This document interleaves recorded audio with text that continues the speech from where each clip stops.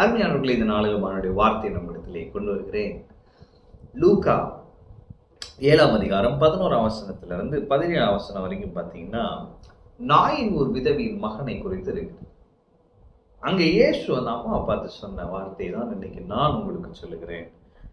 இயேசு பாருங்களேன், 13ஆம் வசனத்தை சொல்றாரு, கர்த்தர் அவளை பார்த்து அவள் மேல் மனதுருகி அழாதே என்று சொல்லி. இன்று கர்த்தர் உங்களை காண்கிற தேவனாய் உங்க வாழ்க்கையில வெளிப்படுகிறார். உங்களை காண்கிற தேவனுக்கு நீங்க என்ன பாதையில் சென்று கொண்டிருக்கிறீர்கள், என்ன கஷ்டங்களை அனுபவித்துக் கொண்டிருக்கிறீர்கள், எப்படிப்பட்ட சூழ்நிலையில் நீங்க இருக்கிறீங்க என்று தெரியும் பாருங்க. மனிதர்களுக்கு தெரியாமல் இருக்கலாம், என் கூடவே தான் இருக்கிறாங்க, என் வழி அவங்களுக்கு புரிய மாட்டேன்னு நீங்க சொல்றீங்களே. ஆண்டவர் சொல்றாரு, நான் உன்னை காண்கிற தேவன் என்று சொல்லுகிறார். மட்டுமல்ல, அவர் காண்கிற தேவன் மட்டுமல்ல, நம்மேல் மனதுருக்கம் உள்ளவர். அவருடைய மனதுருக்கம் அற்புதங்களை செய்யும்.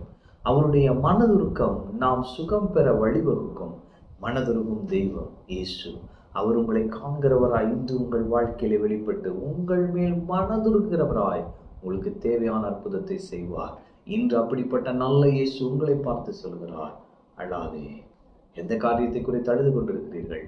இயேசு சொல்லுகிறார், அழாதே. எனவே நானும் சொல்லுகிறேன், அழாதிருங்கள். எதற்கும் அழாதிருங்கள். இயேசு உங்களோடு இருக்கிறார். எப்பேற்பட்ட பிரச்சனையா இருந்தாலும் சரி, அழாதீங்க, இயேசு இருக்கிறார். ஏன்னா இயேசுவே சொல்லியிருக்கிறார், அழாதிருங்கள். அவன் சொல்லிட்டு பாடையை தொட்டாரா, எல்லாரும் நின்னாங்களா. அப்போ அவர் சொன்னாராம், வாலிபனே எழுந்திரு என்று உனக்கு சொல்லுகிறேன். மரித்தவன் எழுந்து உட்கார்ந்து பேச தொடங்கினான்.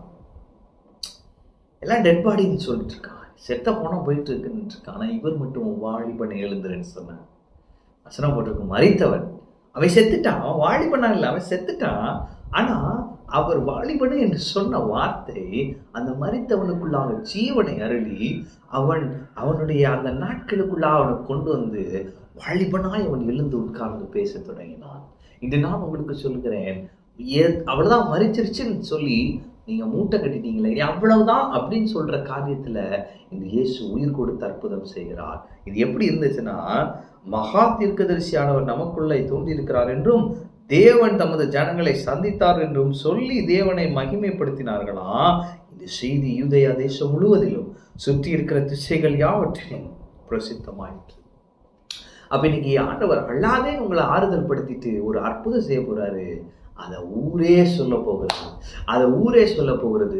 தேவன் உங்களை சந்தித்தார் என்று, உங்களை சந்தித்தார் என்று சொல்லி ஜனங்கள் தேவனை மகிமைப்படுத்த போறாங்க. உங்களை பத்தி நீங்க தேவன் இன்னைக்கு உங்களுக்கு செய்ய போகிற அந்த அற்புதத்தை பத்தி ஊரே சொல்ல போகிறது, பிரசித்தமாக போகிறது, பெரிய சாட்சி உங்களுக்கு உண்டாக போகிறது. எனவே நான் சொல்லுகிறேன், அழாதிருங்கள், கர்த்தர் அற்புதங்களை செய்வார். ஆமென். கர்த்தர் உங்களோடு இருக்கிறார். கர்த்தர் உங்களை ஆசீர்வதிப்பார்.